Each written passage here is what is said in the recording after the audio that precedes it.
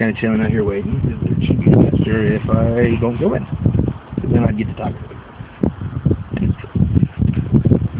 $90 billion can be raised, he says, through corporate sponsorships, and an additional $1 billion a year through individual sponsorships. So the rockets that would launch would have logos on them. I kid you not.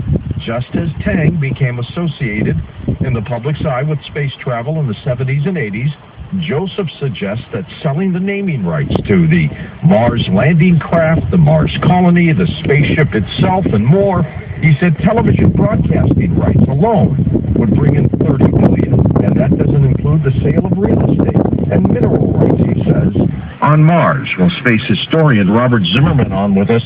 Robert, is this practical? Would they really do that?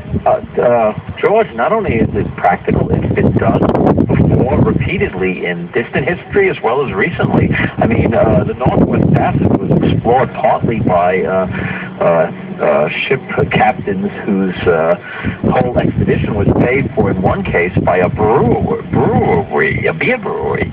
Boothia Peninsula is named after that brewery.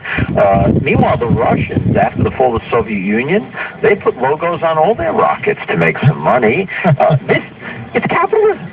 Make money. Why not? And we do it in stadiums. Why not do it in space as well? Think of the prestige. There goes the Bud Light bullet rocket. You know?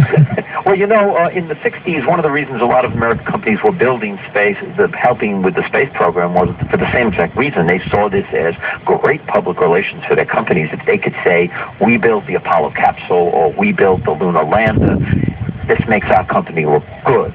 And I think that's the kind of thing that American companies need to do. I mean, would we have, for example, instead of NASA logos on astronaut spacesuits, we'll have things like Nike and things like that?